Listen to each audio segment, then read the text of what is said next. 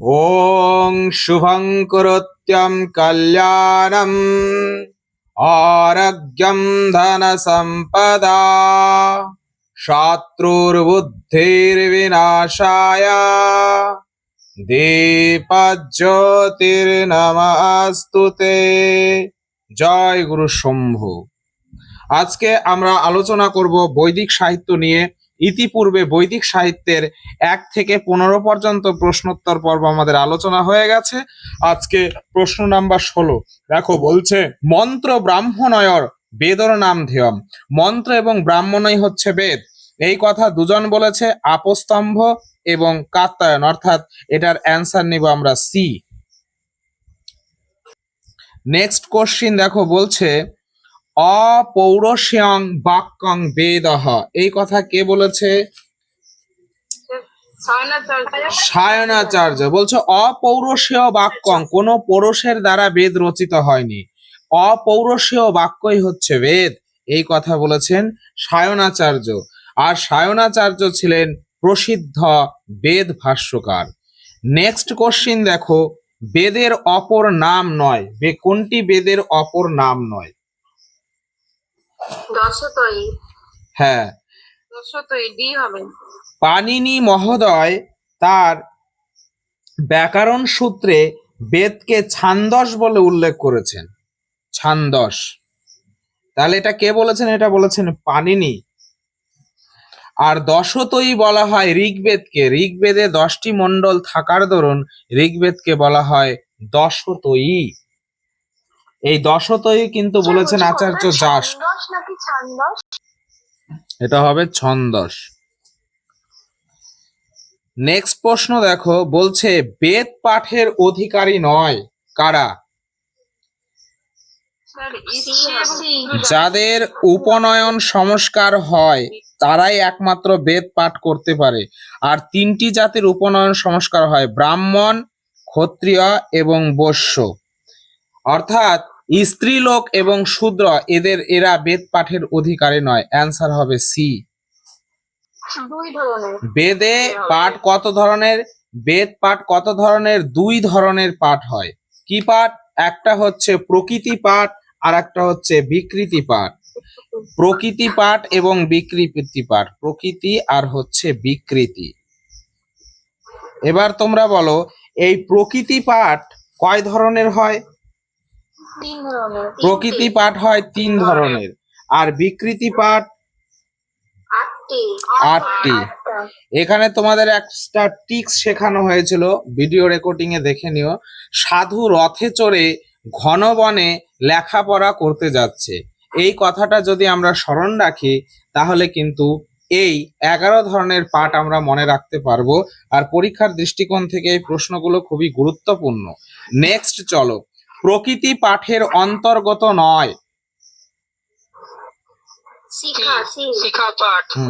প্রকৃতি পাঠ 3 প্রকার, সংহিতা পাঠ, পদপাঠ এবং ক্রমপাঠ। তাহলে শিখা পাঠটা প্রকৃতি পাঠের অন্তর্গত নয়। ব্রহ্মা কোন বেদের পুরোহিত ছিলেন? অথর্ব বেদের পুরোহিত। ঋগ্বেদের পুরোহিতের নাম হোতা, সামবেদের পুরোহিতের নাম উদ্গাতা, যজুর্বেদের পুরোহিতের নাম বলো অধ্যর্যু, আর অথর্ব বেদের হচ্ছে ব্রহ্মা। আয়ুর্বেদ কোন বেদের উপবেদ? ঋগ্বেদের উপবেদ হচ্ছে আয়ুর্বেদ। নেক্সট প্রশ্নে আমরা চলে যাব, অথর্ব বেদের ঋষির নাম কি? অঙ্গিরা ঋষি। প্রস্থান ত্রয়ের অন্তর্ভুক্ত নয়। গীতা, উপনিষদ, ব্রহ্মসূত্র, এই 3টাকে প্রস্থান ত্রয় বলা হয়, অর্থাৎ প্রস্থান ত্রয়ের অন্তর্ভুক্ত নয়, সেটি হচ্ছে মহাভারত। বেদ বিভাগ কর্তা, বেদকে ভাগ করেছেন কে? ব্যাসদেব। বিশেষ বিনিয়োগ কয় প্রকার? 3 প্রকার। বিনিয়োগ হচ্ছে 2 প্রকার। একটা বিনিয়োগ হচ্ছে 2 প্রকার, একটা হচ্ছে সামান্য বিনিয়োগ আর একটা হচ্ছে বিশেষ বিনিয়োগ। বিশেষ বিনিয়োগ আবার তিন প্রকার: সুক্ত বিনিয়োগ, ত্রিচাদী বিনিয়োগ এবং ঋগ বিনিয়োগ। অর্থাৎ বিশেষ বিনিয়োগ হচ্ছে তিন প্রকার। স্যার কি কি বললেন একবার বলবেন? হ্যাঁ, বিনিয়োগ হচ্ছে দুই প্রকার। বিনিয়োগ কি? বিনিয়োগ কথাটির সাধারণ অর্থ হচ্ছে বিশেষ রূপে নিয়োগ বা প্রয়োগ। বিশেষ বিশেষ যজ্ঞের বিশেষ বিশেষ স্থানে মন্ত্র পাঠের যে নিয়ম, সেটাকেই বলা হয় বিনিয়োগ। এই বিনিয়োগ হচ্ছে দুই প্রকার, একটা সামান্য বিনিয়োগ আর একটা হচ্ছে বিশেষ বিনিয়োগ। বিশেষ বিনিয়োগ আবার তিনটা ভাগে বিভক্ত: একটা হচ্ছে সুক্ত বিনিয়োগ, একটা ত্রিজ বিনিয়োগ এবং একটা ঋগ বিনিয়োগ। এই তিন ধরনের বিনিয়োগ আমরা দেখতে পাবো।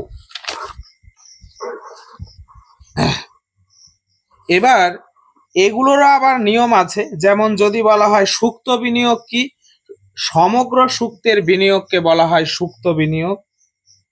ত্রিজ বিনিয়োগ কি, পরপর তিনটি ঋক মন্ত্রের বিনিয়োগকে বলা হয় ত্রিজ বিনিয়োগ। আর একটা রয়েছে ঋগ বিনিয়োগ, এটা হচ্ছে একটি মন্ত্রের বিনিয়োগ বা একটি ঋকের বিনিয়োগ। নেক্সট প্রশ্ন, অধ্যয়ন ও অধ্যাপনা হলো ব্রহ্মযজ্ঞ। অধ্যয়ন মানে পড়াশোনা করা এবং অধ্যাপনা মানে পড়াশোনা করানো। এটা কিসের মধ্যে পড়ে? এটা ব্রহ্মযজ্ঞের মধ্যে পড়ে।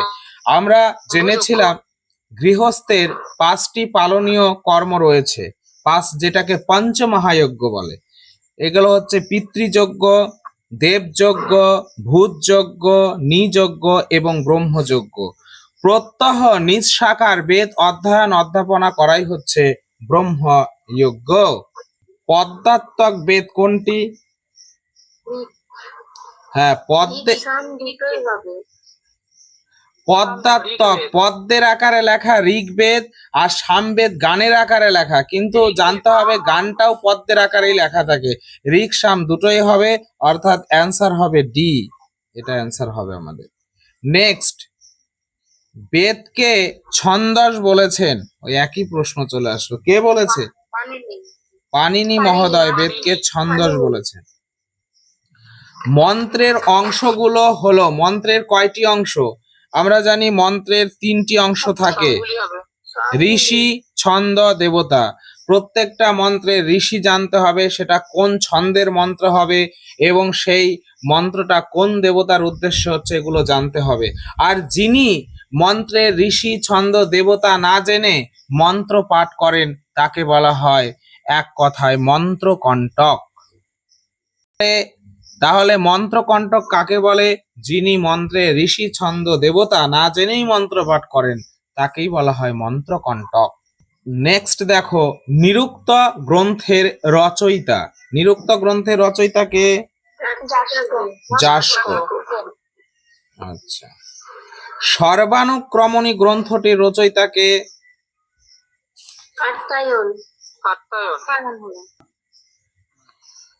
অনুক্রমণী হচ্ছে প্রত্যেক সূক্তের ঋষি, ছন্দ, দেবতা ইত্যাদি বিভিন্ন বিষয়ে সূচিপত্রমূলক গ্রন্থ হচ্ছে অনুক্রমণী।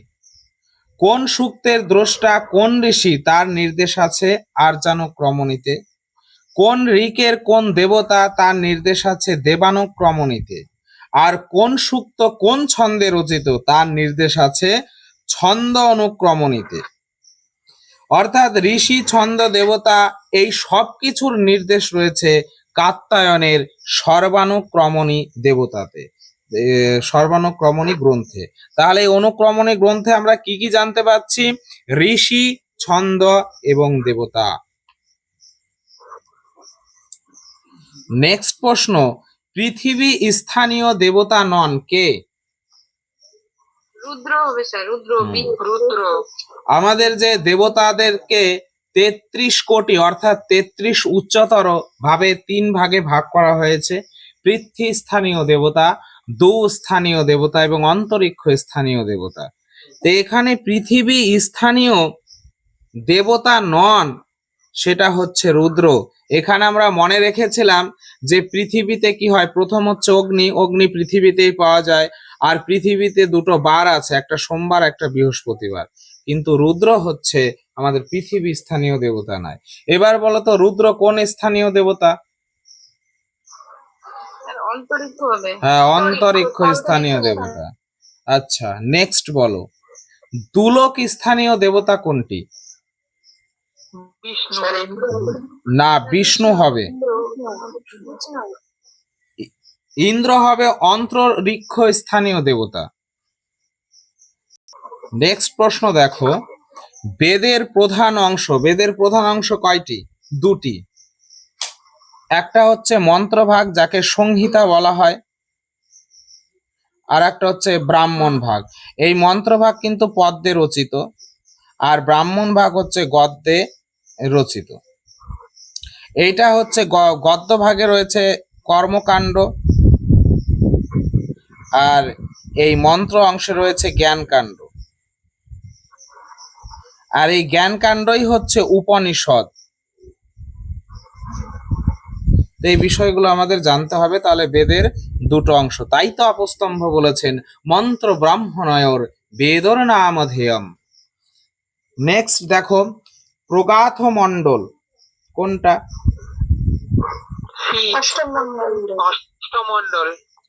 অষ্টম মণ্ডলকে প্রগাত মণ্ডল বলা হয়। এখানে প্রগাত গোত্রীয় ঋষিদের মন্ত্র রাশি সন্নিবিষ্ট হয়েছে। পবমান মণ্ডলের অপর নাম কি? সোমমণ্ডল। সোমমণ্ডল, পবমান মণ্ডল, এই মণ্ডলে সোম দেবতার স্তুতি রয়েছে, তাই পবমান মণ্ডলের অপর নাম হচ্ছে সোমমণ্ডল। এটা কত নাম্বার মণ্ডলে রয়েছে?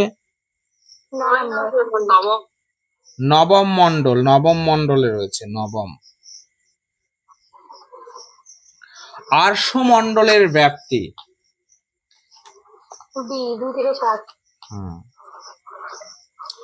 আমরা জানি ঋগ্বেদ 10টি মণ্ডলে বিভক্ত, তো সেখানে দ্বিতীয় থেকে সপ্তম বা অষ্টম এই মণ্ডল পর্যন্ত 6টি বা 7টি ঋষিকুলের শ্রুতরক্ষিত মন্ত্র রাশি সন্নিবিষ্ট হয়েছে, তাই এই মণ্ডলগুলিকে একত্রে আর্ষমণ্ডল বা পারিবারিক মণ্ডল বা গোষ্ঠী মণ্ডল বা ফ্যামিলি বুকস বলা হয়ে থাকে। অর্থাৎ আর্ষমণ্ডলের ব্যাপ্তি আমাদের 2 থেকে 7। এবার 2 থেকে 8ও হয়। তো এই ধরনের সমস্ত এক্সপ্লেন বা সেগুলো বোঝানো হয়েছে বৈদিক সাহিত্যের ভিডিওগুলোতে, সেগুলো যাদের সংশয় আছে সেগুলো পুনরায় ভিডিওগুলো দেখে নেবে। প্রথম মণ্ডলের প্রধান ঋষি হলেন হ্যাঁ, বিশ্বামিত্রের পুত্র বৈশ্বামিত্র, মধুছন্দা, মেধাতিথি, সুনশিব, কর্ণ, গৌতম, কুৎস, এগুলো হচ্ছে প্রথম মণ্ডলের ঋষি। তো প্রথম মণ্ডলের প্রধান ঋষি হলেন, এখানে বহু বচন নাই দেখে আমরা এরকম করছি, কিন্তু প্রথম মণ্ডলের সবগুলোই প্রধান ঋষি। মধুচন্দা, মেধাতিথি, সুনশিব, কর্ণ, গৌতম, কুৎস, সবগুলি। এটা আমরা সবগুলি অ্যান্সার নিব। নেক্সট কোশ্চিন দেখো, সজনীয় সূক্তের অপর নাম কি? ইন্দ্র সূক্ত। এই সূক্তগুলিতে সজনা ইন্দ্রহ, প্রত্যেকটি সূক্তের শেষে এই কথাটা ধ্রুব পদের মতো ব্যবহৃত হয়েছে। বলতো ঋগ্বেদে সর্বাধিক কোন দেবতা বেশি স্তুত হয়েছেন? ইন্দ্রদেব, তিনি 250টির বেশি সূক্তে স্তুত হয়েছেন। আর সেকেন্ড পজিশনে আছে অগ্নিদেব। গায়ত্রী মন্ত্র আছে কোথায়? তৃতীয় মণ্ডলে।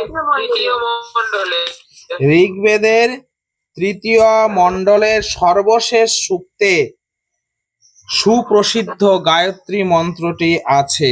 কোথায় আছে? 3য় মণ্ডলের 62 সংখ্যক সূক্তে। আচ্ছা, গায়ত্রী মন্ত্রটা বলো তো, কি গায়ত্রী মন্ত্রটা কি?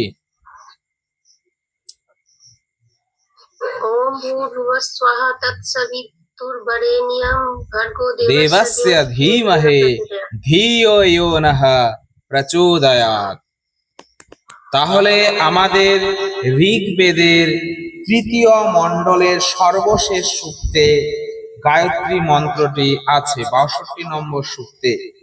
ওং ভূর্ভুবস্সুঃ তৎসবিতুর্বরেণ্যং ভর্গদেবস্য ধীমহি ধিয়ো ইয়ো নঃ প্রচোদয়াৎ।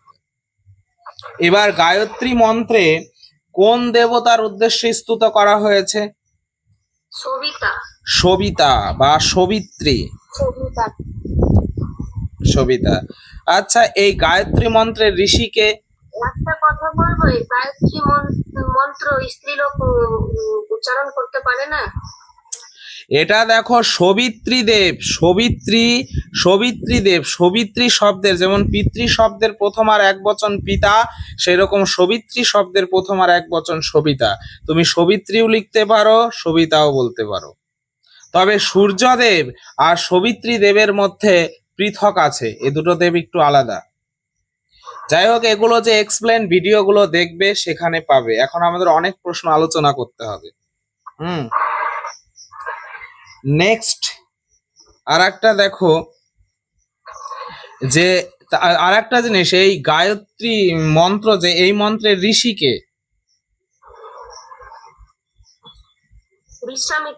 বিশ্বামিত্র, একদম। ভেক সূক্ত আছে ঋগ্বেদের কোন মণ্ডলে? সপ্তম মণ্ডলে রয়েছে আমাদের ভেক সূক্ত। ঋগ্বেদের সপ্তম মণ্ডলের ১০৩ সংখ্যক সূক্তে আমাদের ভেক সূক্ত রয়েছে। এখানে দেখা হয় যে বর্ষার সমাগমে ভেকগণ, ভেক কথার অর্থ ব্যাং, এরা কিন্তু রব করে। তাহলে এই সূক্তগুলো খুবই ইম্পর্টেন্ট। তাহলে ভেক সূক্ত রয়েছে সপ্তম মণ্ডলে। গঙ্গা নদীর উল্লেখ আছে ঋগ্বেদের কোন মণ্ডলে? ঋগ্বেদের দশম মণ্ডলে গঙ্গা নদীর প্রথম উল্লেখ পাওয়া যায়। ইমাং মে গঙ্গে যমুনে সরস্বতী তুষাদ্রি স্তোমং সচোতা পরুষ্ণা। এই যে ইমেচে গঙ্গা যমুনে, এটা দশম মণ্ডলে রয়েছে। তৃতীয় মণ্ডলের ঋষির নাম কি? বিশ্বামিত্র। গোষ্ঠী মণ্ডলের ঋষি নন?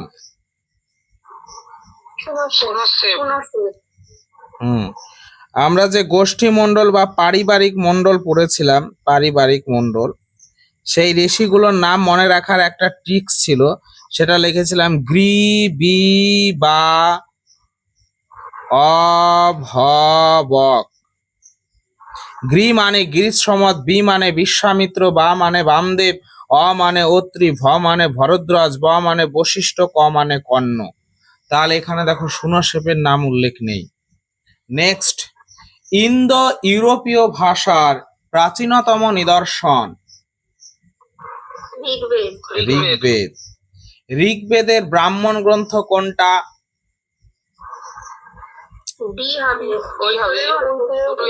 ঋগ্বেদের ব্রাহ্মণ, আরণ্যক, উপনিষদ সব মনে রাখা খুব সহজ, কারণ শুধু ঐতরেয় কৌশিতকে, ব্রাহ্মণ ঐতরেয় কৌশিতকে, আরণ্যক ঐতরেয় কৌশিতকে। আচ্ছা চলো, বাল গঙ্গাধর তিলক বেদের রচনাকাল নির্ণয় তিনি করেছেন খ্রিস্টপূর্ব ৪৫০০ বছর আগে। খ্রিস্টপূর্ব ৪৫০০ বছর আগে। অর্থাৎ জিসাস ক্রাইস্টের জন্মের ৪৫০০ বছর আগে বেদ রচনা করেছেন, এটা তার অভিমত। তো তিনি এই যুক্তিটা স্থাপিত করেছেন কোন বিষয়ের উপর ভিত্তি করে? জ্যোতিষ, ইতিহাস, ভাষা ও সাহিত্য, প্রত্নতত্ত্ব। জ্যোতিষ। ভেরি গুড, ভালো অ্যান্সার করেছো। দেখা যাচ্ছে না, রেকর্ডিংটা পেয়ে যাবে, ওখানে ভালো করে দেখে নিও একবার। দেখো এখন দেখা যাচ্ছে? আচ্ছা চলো, নেক্সট প্রশ্ন।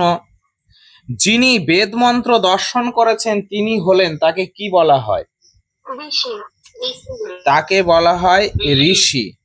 বেদের বিষয়টা কি ছিল, যে বেদ প্রথমে ঋষিরা ধ্যানমগ্ন থাকেন। এই ধ্যানমগ্ন অবস্থায় তাদের মাথায় অলৌকিক ভাবে বা যেভাবেই হোক তাদের মাথায় মন্ত্র সন্নিবিষ্ট হয় এবং সেই মন্ত্রগুলো তিনি দর্শন করেন সেই ঋষিরা, এবং পরবর্তীকালে সেই মন্ত্রগুলো তার স্টুডেন্টের কাছে বলতেন, স্টুডেন্টরা সেই মন্ত্র শুনে মনে রাখতেন। তো এই রকম বেদ এইভাবে আসে। তাই বেদ কোনো একজন নির্দিষ্ট ঋষির দ্বারা রচিত নয়, বেদের অনেক মন্ত্রদ্রষ্টা রয়েছে, তার জন্য বেদ কোনো পুরুষের দ্বারা রচিত নয়। তাই বেদকে বলা হয় অপৌরুষীয়। বেদের জ্ঞান ইন্দ্রিয়ের দ্বারা সম্ভব নয়, অর্থাৎ আমাদের যে জ্ঞানেন্দ্রিয় কর্মেন্দ্রিয় আছে এগুলোর দ্বারা বেদের জ্ঞান লাভ করা যায় না। তাই বেদকে বলা হয়েছে অতীন্দ্রিয় জ্ঞান, অর্থাৎ বেদ বিষয়টা অলৌকিক। তবে এখানে আর একটা জিনিস জানবো, আমাদের এই 4টা বেদ আছে, ঋগ্বেদ, সামবেদ, যজুর্বেদ, এই 3টা বেদে লৌকিক ক্রিয়াকর্মের উল্লেখ আছে, এই অলৌকিক ক্রিয়াকর্মের উল্লেখ আছে, কিন্তু একমাত্র অথর্ববেদ যেটাকে লৌকিক বেদ বলা হয়, এই বেদে কিন্তু আমাদের লৌকিক ক্রিয়াকর্মের উল্লেখ আছে। এই অথর্ববেদে 11 প্রকার মন্ত্র দেখা যায়, আয়ুষ্য মন্ত্র, ভৈষজ্য মন্ত্র, পৌষ্টিক মন্ত্র, মারণ উচাটানাদি মন্ত্র, চিকিৎসা বিজ্ঞানের বিভিন্ন তথ্য এই অথর্ববেদ থেকে আমরা পাই। তাই অথর্ববেদ হচ্ছে একটা লৌকিক বেদ। আচ্ছা, নেক্সট প্রশ্ন দেখো, বলছে পতঞ্জলির মতে, এখানে ভুল তথ্য নির্বাচন করতে হবে। পতঞ্জলির মতে ঋগ্বেদের 21টি শাখা, যজুর্বেদে 100টি শাখা, সামবেদে 1000টি শাখা, অথর্ববেদে 900টি শাখা। কোন তথ্যটি ভুল? অথর্ববেদে মোটে 9টি শাখা আছে। নেক্সট প্রশ্ন দেখো, 10-এর বেশি ঋক নিয়ে যে সূক্ত তাকে কি বলে? ঋক কথার অর্থ হচ্ছে মন্ত্র, হ্যাঁ, সেটাকে বলা হয় মহাসূক্ত। কোন মন্তব্যটি ভুল? কুর্ম পুরাণে ঋগ্বেদের 21টি শাখার কথা বলা হয়েছে, বিষ্ণু পুরাণে 9টি শাখার কথা বলা হয়েছে, বাক্যপদীয় গ্রন্থে 15টি শাখা, সৌনকের চরণব্রহ গ্রন্থে 6টি শাখা। কোনটি?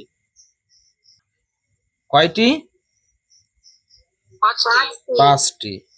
তাহলে এখানে 6টি দেওয়া আছে, এটাই ভুল। বর্তমানে প্রচলিত ঋগ্বেদের কোন শাখাটি প্রচলিত? শাকল শাখা। ঋগ্বেদে কয়টি মণ্ডল আছে? প্রত্যেকেই জানো, 10টি মণ্ডল। ঋগ্বেদের প্রথম মণ্ডলের প্রথম সূক্তটি কোন দেবতার উদ্দেশ্যে রচিত? অগ্নি দেবতার উদ্দেশ্যে রচিত। সেখানে রয়েছে অগ্নিম ইলে পুরাহিতং যজ্ঞস্য দেবম ঋত্যয়ম হোতারম রত্নধাতমম। তাহলে ঋগ্বেদের প্রথম মণ্ডলের প্রথম সূক্তটি অগ্নি দেবতার উদ্দেশ্যে স্তুত হয়েছে। ঋগ্বেদের ক্ষুদ্রতম সূক্ত অবস্থিত?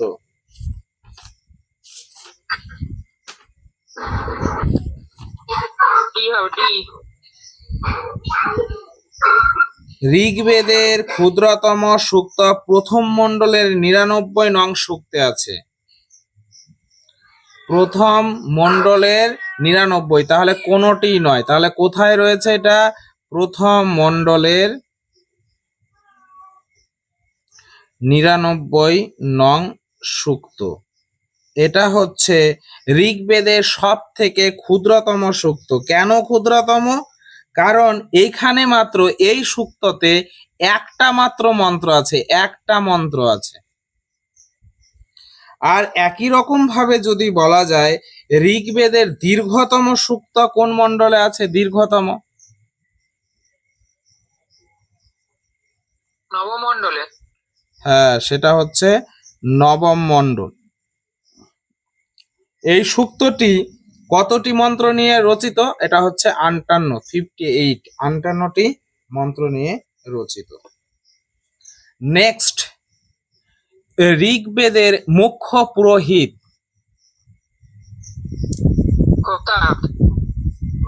তার জন্য ঋগ্বেদের নাম হচ্ছে হৌত্রী বেদ। ব্যাসদেব কার কাছ থেকে ঋগ্বেদ লাভ করেন? পইলো। পইল। কোশ্চেনটা উল্টো মনে হচ্ছে না? কোশ্চেনটা কেমন? হ্যাঁ স্যার, ও হ্যাঁ হ্যাঁ হ্যাঁ, ঠিক ঠিক ঠিক ঠিক। দেখো, ব্যাসদেবের কাছ থেকে ঋগ্বেদ লাভ করেন কে? লাভ করেন পৈল। জৈমিনী লাভ করেন কোন বেদ ব্যাসদেবের কাছ থেকে? সামবেদ। সামবেদ। সাম। আর বৈশম্পায়ন? যজুর্বেদ। যজুর্বেদ। আর শৌনক?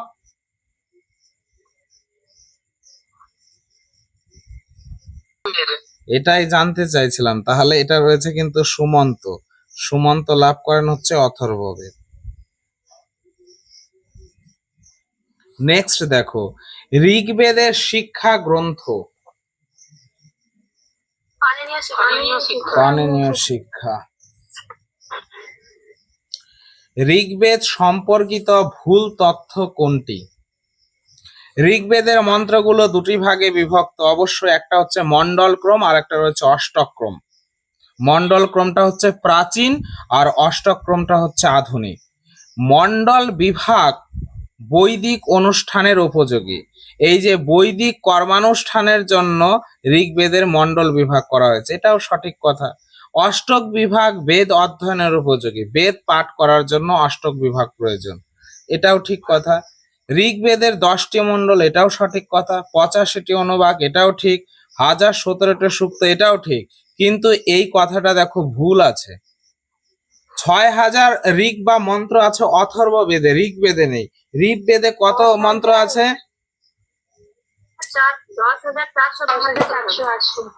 10,400। কত? অনেকগুলো অপশন দিয়েছিলাম আমি, এবং সেখানে বলা হয়েছে কেন এগুলো দিয়েছিলাম। অনেকগুলো অপশন দিয়েছিলাম, কেন দিয়েছিলাম ওখানে বলা হয়েছে। ঋগ্বেদে উল্লেখিত নারী ঋষি ঘোষা, জমি, পৌলমী সবগুলি কোনটা হবে? সবগুলি। হ্যাঁ, ঋগ্বেদে 21টি নারী ঋষির নাম পাওয়া যায়। অপালা, লোপামুদ্রা, ঘোষা, জমি, পৌলমী, বাক। তারপরে নেক্সট, বালখিল্য 11টি বালখিল্য সূক্ত আছে ঋগ্বেদের কোন শাখায়? বাসকল শাখায়। আচ্ছা, ঋগ্বেদের অপর নাম?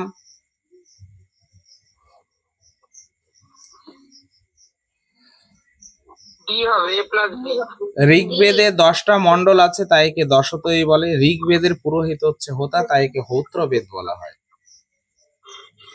নেক্সট প্রশ্ন, ঋগ্বেদের মন্ত্র সংখ্যা? 10,472। আর 6000 মন্ত্র রয়েছে কোন বেদে বলতো? অথর্ববেদে। ঋগ্বেদের সবচেয়ে বেশি সূক্তে স্তুত হয়েছেন কে? ইন্দ্র। 250 বার স্তুত হয়েছেন।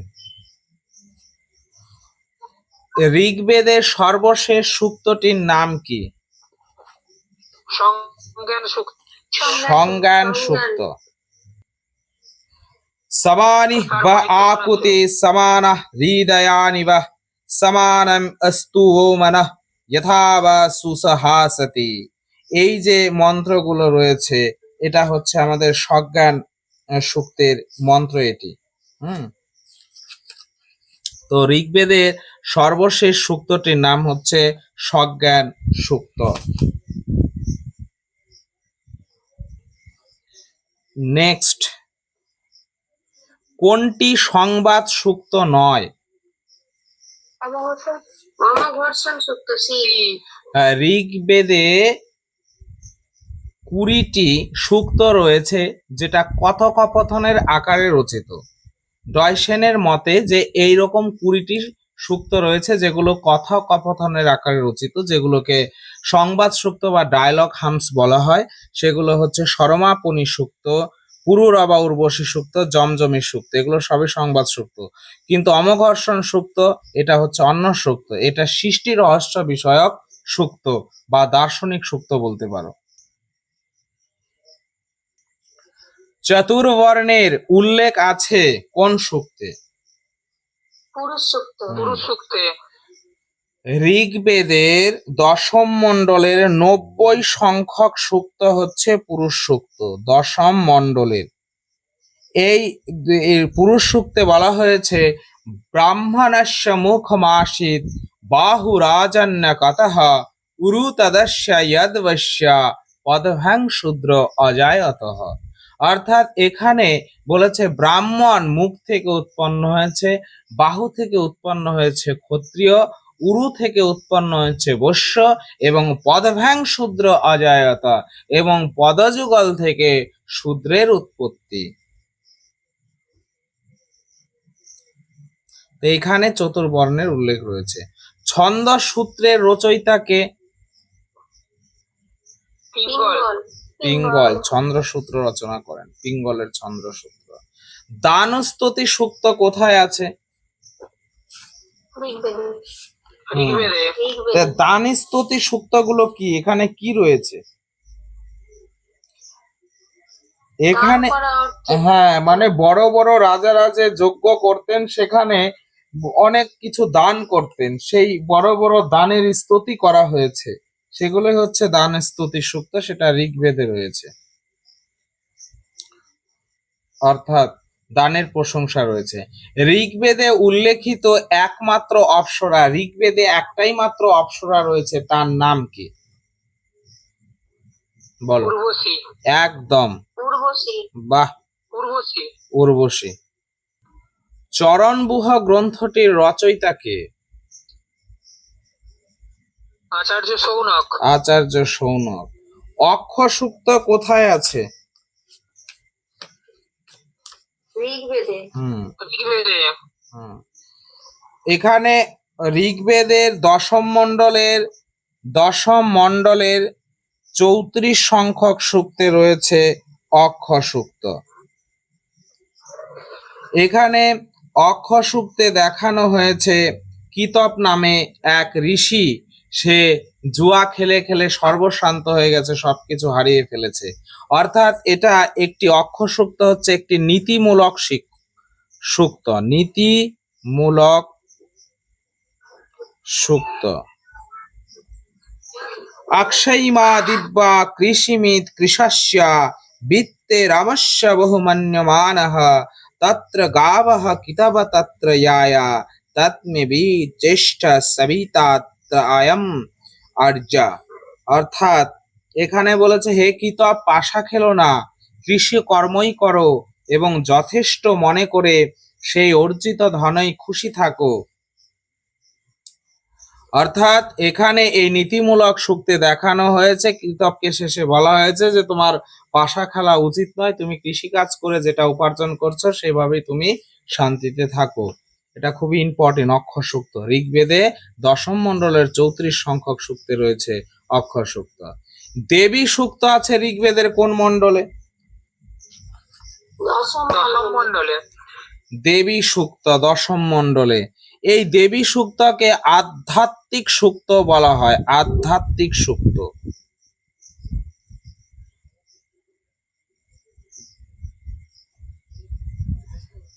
ত্রয়ীর অন্তর্ভুক্ত নয় কোন বেদ?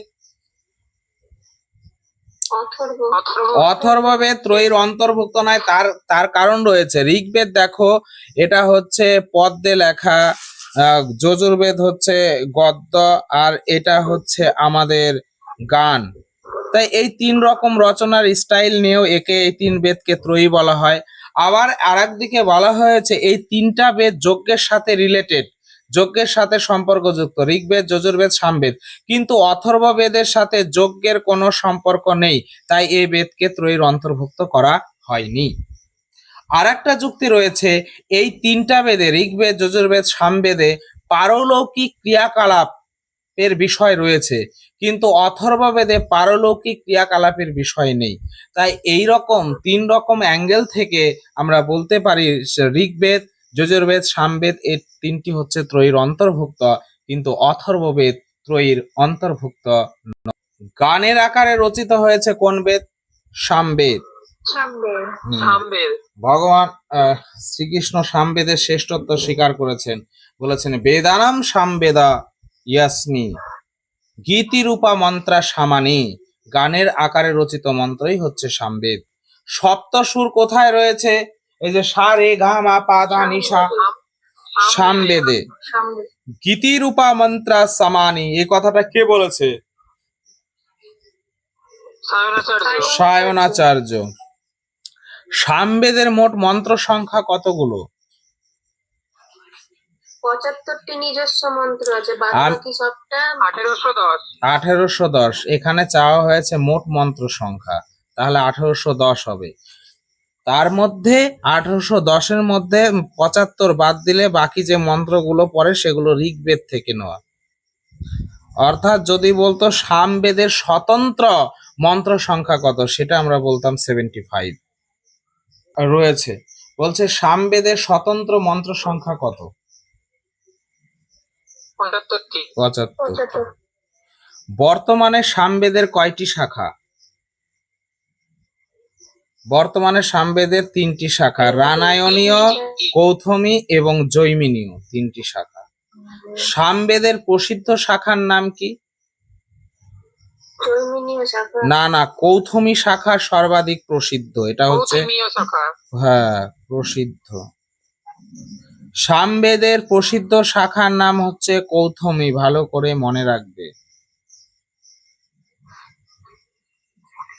আর সত্যবতী, সামশ্রী সামবেদের 13টি শাখার কথা বলেছেন। সাম গান কয় প্রকার?